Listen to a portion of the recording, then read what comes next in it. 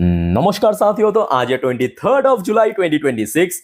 दोस्तों, बाजार की स्थिति फिर से मार्च जैसे होने जा रहा है और इसके पीछे मेनली एक ही कारण है, जियोपॉलिटिकल टेंशन धीरे धीरे बढ़ जाना, और जिस वजह से सीधा सीधा इंपैक्ट कर रहा है क्रूड ऑयल, और क्रूड ऑयल लगातार मोमेंटम गेन कर रहा है और जिसके परिणाम स्वरूप आज हमें मार्केट में डिक्लाइन फर्दर देखने को मिला, क्योंकि लास्ट डे भी हमने देखा था मार्केट में डिक्लाइन हुआ था और आज भी। अब ऐसा नहीं कि मार्केट रिकवर करने की कोशिश नहीं था, मार्केट बीच में रिकवर करने की कोशिश किया था। अगर आप देखेंगे लगभग 11 बजे के आसपास निफ्टी 50 पहुंच गया था 24,000 की रेंज पे और इंटरडे हाई टच किया लगभग 23,990 पॉइंट पे, जो कि एक्सपेक्टेड था। मैं आपको कल क्या कहा था कि अगर कल फर्स्ट हाफ में, मैं आपको कल रात की 10:30 की वीडियो में एग्जैक्टली यही कहा था कि अगर आज फर्स्ट हाफ में निफ्टी 50 24,000 को क्रॉस करके ऊपर चला जाता है तो कोई मतलब चिंता करने की जरूरत नहीं है। बट अगर शुरू में ही स्ट्रगल करते हैं इस रेंज पे तो कहीं ना कहीं आगे भी स्ट्रगल कर सकता है। तो उस हिसाब से अगर हम बात करें, आज 24,000 पे यहाँ पे रेजिस्टेंस फेस किया, फिर एकदम से डिक्लाइन हुआ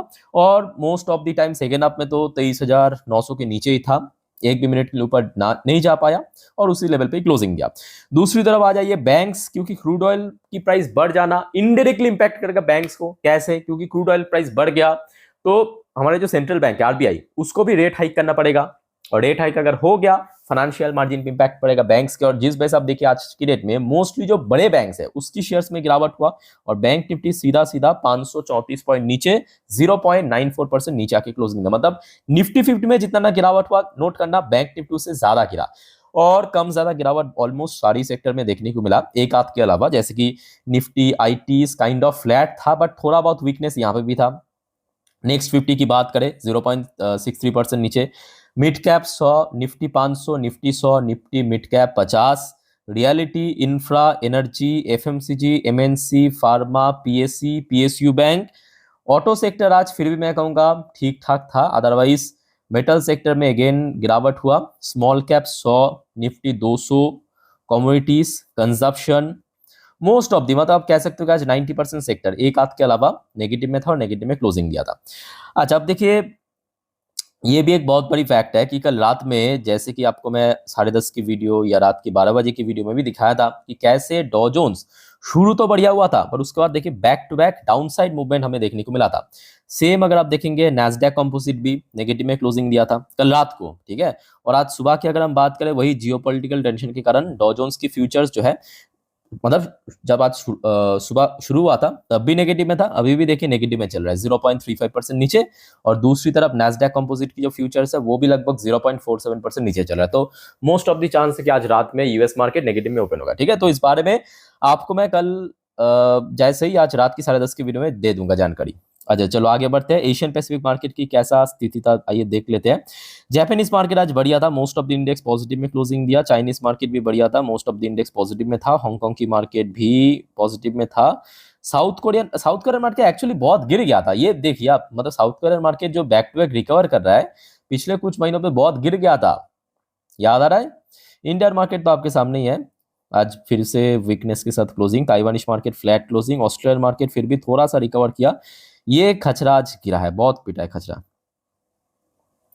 न्यूजीलैंड की मार्केट थोड़ा रिकवर कर गया। मलेशियन मार्केट रिकवर किया। इंडोनेशियन मार्केट थोड़ा वीक था इंडियन मार्केट की तरह। सिंगापुर मार्केट थोड़ा वीक था। थाई मार्केट भी थोड़ा वोलेटाइल था। यानी कुल मिला के बात करें, Japan, south Korea, China, Hong Kong, Taiwan, ये सब मार्केट काफी बढ़िया था। बट अगर हम इस साइड की बात करें, मतलब साउथ एशियन रीजन पे, इंडिया, पाकिस्तान, थाईलैंड, ये सब जगह की मार्केट काफी वीक था। अच्छा, जो आपको एकदम शुरू में कह दिया था कि आज मार्केट में गिरावट के पीछे क्या कारण है, सिंपल जियोपॉलिटिकल टेंशन जैसे जैसे बढ़ रहा है वैसे वैसे क्रूड ऑयल भी मोमेंटम गेन कर रहा है। अब देख सकते हो ये एकदम रियल टाइम डेटा। कल रात में आखिरी बार जब मैं आपको दिखाया था 12 बजे की वीडियो में, जितना मुझे याद है 93 से लेकर $94 पर बैरल के बीच में चल रहा था। आज सुबह सुबह 5% बढ़ गया और बहुत जल्दी दोस्तों $100 पर बैरल भी क्रॉस करने वाले हैं, ठीक है। इसके पीछे भी एक बहुत बड़ी कारण है, आगे मैं आपको एक्सप्लेन करूंगा, देखते जाइए धीरे धीरे करके। अच्छा, अब देखिए, अब सीधा सीधा मार्च वाली स्थिति में क्यों कहा, क्योंकि मार्च में क्या चल रहा था, ऑयल प्राइस बढ़ रहा था और साथ में गोल्ड सिल्वर गिर रहा था। आज भी आप देखिए सेम स्थिति, ये देखिए गोल्ड जहां पे 1.5% गिरा, सिल्वर लगभग 2.5% गिर गया। दूसरी तरफ इंडियन करेंसी की वैल्यूएशन भी अगर आप देखेंगे, back to back value lose कर रहा है। मतलब 2 दिन पहले चल रहा था, देखिए मैं आपको पॉइंट करके दे रहा हूँ 96.16 पे, आज देखिए 96.62। तो लगातार बैक टू बैक प्राइस बढ़ रहा है डॉलर के अगेंस्ट पे और वैल्यूएशन लूज कर रहा है, ठीक है। सो इस प्रकार की माहौल आज सुबह से देखने को मिला अलग अलग जगह की मार्केट में, इंडेक्स में या सेक्टर्स में, ठीक है। चलिए इसके पीछे जो जियोपॉलिटिकल कारण है मैं आपको थोड़ा डिटेल में एक्सप्लेन करता हूं, और उसके पहले दोस्तों एक छोटा सा रिक्वेस्ट आप सभी को करूंगा। देखिए आज की डेट में दोस्तों अपडेटेड रहना बहुत जरूरी है, तो उसके लिए प्लीज आप चैनल को सब्सक्राइब करके रखिए। टाइम बाय टाइम जो भी अपडेट आएगा, जो भी न्यूज आएगा मार्केट से रिलेटेड, जियोपॉलिटिकल अपडेट, सब मैं आपको एक्सप्लेन कर दूंगा। और पास में नोटिफिकेशन बेल आइकन को जरूर क्लिक करना, ठीक है। और दोस्तों जो मतलब जिन सब मेंबर्स ऑलरेडी इस चैनल की मेंबरशिप ले चुके हैं उनके लिए मैं कहना चाहूंगा आप प्लीज एक बार ये पे जो चैनल पे कम्युनिटी पोस्ट है वहां पे जाके चेकआउट कीजिए। आपको पोर्टफोलियो रिव्यू या Q&A सेशन कैसे होगा इस सब के बारे में डिटेल में प्रोसीड्योर मेंशन किया हूँ। और दोस्तों आप अगर अभी तक नहीं लिया मेंबरशिप तो प्लीज यहाँ पे आप ले सकते हो।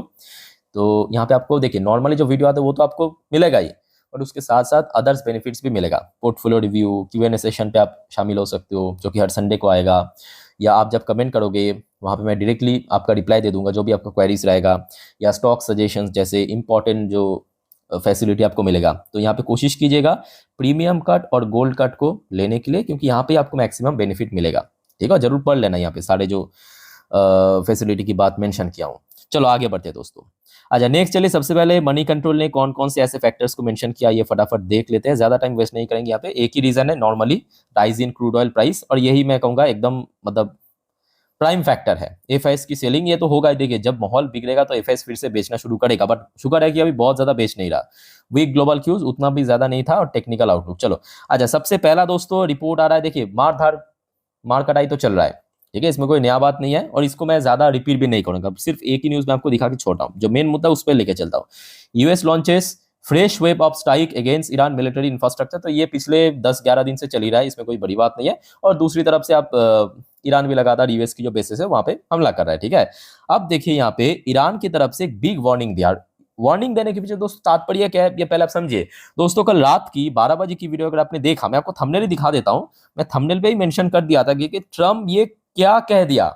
एक्चुअली ट्रम्प क्या कहा था पता है? ट्रम्प कहा था कि अगर स्टेट ऑफ हॉर्मुज पे कोई भी एक शिप्स के ऊपर ईरान स्ट्राइक करते हैं तो उसके बदले यूएस क्या करेगा, ईरान के अंदर एक ब्रीच या तो एक पावर प्लांट को डिस्ट्रॉय कर देगा।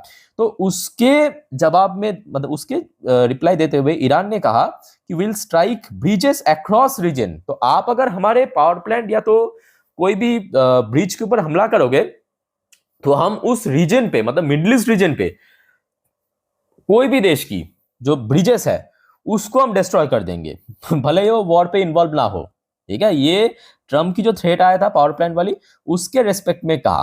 अच्छा फिर आ जाइए, अब देखिए ईरान की जो गलीबाफ है, गलीबाफ मतलब जो ईरान की स्पोकन पर्सन, ठीक है, उनके तरफ से वार्निंग दिया है कि regional security if Tehran is blocked, मतलब अगर ईरान जो ऑयल एक्सपोर्ट नहीं कर पाते हैं, if we don't sell oil no one will. अच्छा ये कौन सी मतलब क्यों इतना कॉन्फिडेंटली गलीबाफ कह पा रहा है?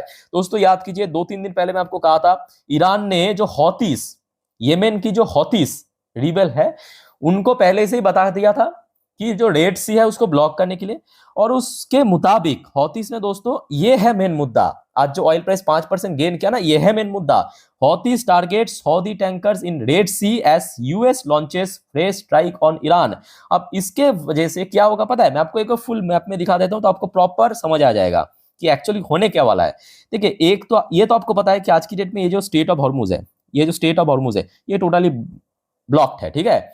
अब देखिए यहाँ पे अगर मिडिल ईस्ट से कोई भी देश, चाहे यहाँ पे सऊदी की बात करें, येमेन की बात करें, ओमान की बात करें, इधर आपकी इराक की बात करें, जॉर्डन की बात करें, यूएई की बात करें, अगर तेल बेचना है तो दूसरा रूट अपनाना पड़ेगा। दूसरा रूट क्या है? यहाँ पे आपको रेड सी दिख रहा है, ये रेड सी, ये वाली रास्ता अपनाना पड़ेगा। अब यहाँ पे आपको येमेन दिख रहा है ना, येमेन, ठीक है, यहाँ पे ही रहता है हौतीस साउथ येमेन पे, तो इसको भी ब्लॉक कर दिया। कौन? हौतीस ने, ईरान के कहते हुए। और जिस वजह से ही यहाँ पे सबसे पहले तो गलीबाफ ने इतना कॉन्फिडेंटली कहा कि अगर हम बेच नहीं सकते तो कोई यहाँ पे बेच नहीं सकता। और आज सुबह सुबह खबर आ गया कि वहां से मतलब रेड सी से एक सऊदी की टैंकर गुजर रहा था, उसके ऊपर स्ट्राइक कर दिया। कौन? हौतीस ने। समझ आ रहा है बात? उसका परिणाम क्या कैसे देखने को मिला? ऑयल प्राइस सीधा 5% स्पाइक कर गया, ठीक है। आई थिंक आपको मैं स्टोरी के माफिक जितना सिंपल तरीके से समझा सकता हूँ समझाने की कोशिश कर रहा हूं, ठीक है। आई होप कि आपको समझ आ रहा है बात। उसके साथ साथ अब देखिए ये वॉर जो है फिर से क्यों मार्च वाली टाइम की जैसा होने वाला है, जो आपको मैं शुरू में कह दिया था, इसी वजह से अब यूएस दोस्तों अपना सबसे लीथल हथियार B1 बॉम्बर, ठीक है, B1 और B2 बम्बर सुनने को आ रहा है, ये दोनों फिर से ईरान पे वापस लाने वाले हैं, जो मार्च में एक बार आया था। ये देखिए, B1 बम्बर enter US Iran campaign with first strike mission since attack resume. मतलब एक बार पहली बार आया था मार्च में, उसके बाद बीच में तो पॉज हो गया, मतलब बंद हो गया था ये सब स्ट्राइक करना, फिर से दोस्तों दोबारा लाने जा रहा है, ठीक है। तो जिस वजह से ये कहीं ना कहीं मुद्दा फिर से जटिल होता जा रहा है और कॉम्प्लिकेटेड होता जा रहा है। अब देखते हैं कि आगे क्या कुछ होता है। तो जो भी होगा दोस्तों मैं आपको जानकारी टाइम बाई टाइम दे दूंगा, समझा दूंगा। सिर्फ आप दोस्तों चैनल को सब्सक्राइब करके रखना, और प्लीज आज रात की जो 10:30 वाली वीडियो आएगा इस चैनल पे मिस मत करना, ठीक है, जिस पर हम नेक्स्ट डे मार्केट प्रेडिक्शन वगैरह सब कुछ डिटेल में आलोचना करेंगे। तो फिलहाल दोस्तों वीडियो को वाइंड अप करता हूँ। टेक केयर, बाय बाय, जय हिंद।